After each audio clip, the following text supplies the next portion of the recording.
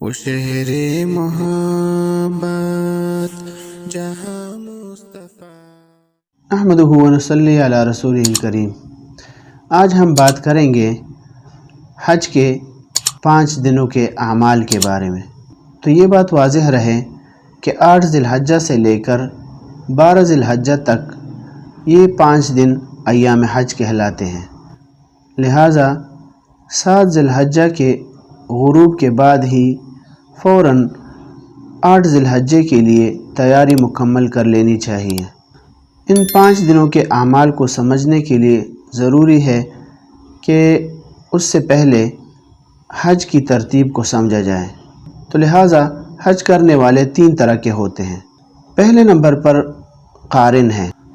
یہ وہ حاجی کہلاتا ہے جو احرام باندھتے وقت اس احرام سے ایک ہی ساتھ حج اور عمرے کی نیت کرتا ہے، لہٰذا یہ حاجی حرم پہنچتے ہی پہلے عمرے کا طواف، اصطباء اور 3 چکروں میں رمل کے ساتھ کرے گا، پھر طواف قدوم اصطباء کی حالت میں 3 چکروں میں رمل کرتے ہوئے کرے گا، اور طواف سے فارغ ہونے کے بعد سعی کرے گا، پھر ملتزم جا کر دعا وغیرہ کر کے 2 رکعت واجب ادا کرے گا اور زمزم پی لے گا، اور 8 ذی الحجہ تک احرام ہی میں رہے گا۔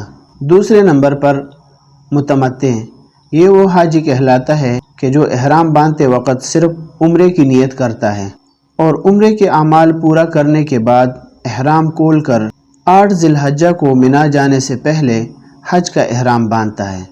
حج متمتع کرنے والے کے اوپر طواف قدوم نہیں ہے، لہٰذا طواف زیارت کرنے کے بعد وہ سعی وغیرہ کرے گا۔ تیسرے نمبر پر مفرد، یہ وہ حاجی ہوتا ہے کہ جو احرام باندھتے وقت میقات سے حج کی نیت کرتا ہے اور مکہ پہنچتے ہی طواف قدوم کرتا ہے، اور سعی جو ہے وہ طواف زیارت کے بعد کرتا ہے۔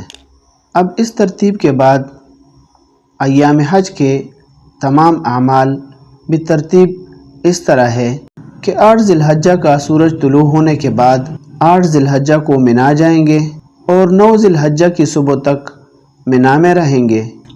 9 ذی الحجہ کو فجر کی نماز منا میں پڑھنے کے بعد عرفہ جائیں گے اور غروب تک عرفہ میں رہیں گے، اور غروب کے بعد مزدلفہ روانہ ہوں گے اور مزدلفہ پہنچ کر مغرب اور عشاء کی نماز اکٹھی ادا کریں گے۔ اسی طرح پوری رات وہاں پر ٹھہریں گے، اور جیسے ہی صبح صادق ہو جائے اندھیرے میں فجر کی نماز ادا کر کے ذکر و اذکار اور تلبیہ کے اندر سورج طلوع ہونے تک مشغول رہیں گے، اور منا آ کر طلوع آفتاب سے لے کر زوال کے درمیان صرف جمرہ عقبہ کو 7 کنکریوں سے ماریں گے، اور پھر قارن اور متمتع قربانی کریں گے، اور مفرد کے اوپر یہ قربانی لازم نہیں ہے۔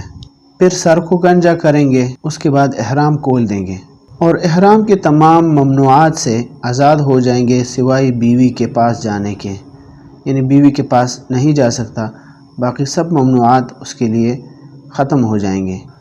پھر طواف زیارت کریں گے، اور یہ طواف 12 ذی الحجہ کے غروب تک کر سکتے ہیں، اور اگر شروع میں حج کی سعی نہ کی ہو تو طواف زیارت رمل اور اصطباء کے ساتھ کریں گے اور حج کی سعی کریں گے۔ یہ بات یاد رہے کہ اس کے بعد بیوی بھی حلال ہو جائے گی۔ پھر 11 ذی الحجہ کو زوال کے بعد بالترتیب پہلے جمرہ اولا، پھر جمرہ وسطیٰ اور پھر جمرہ عقبہ، اس کو کنکریاں ماریں گے، اور 12 ذی الحجہ کو بھی ایسا ہی کریں گے۔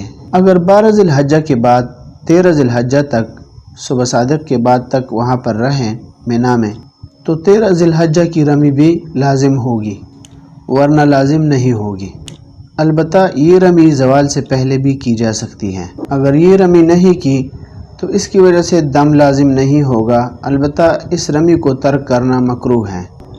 لہٰذا مکہ جانے کے بعد جب واپس ہونے لگے تو صرف طواف وداع کریں گے۔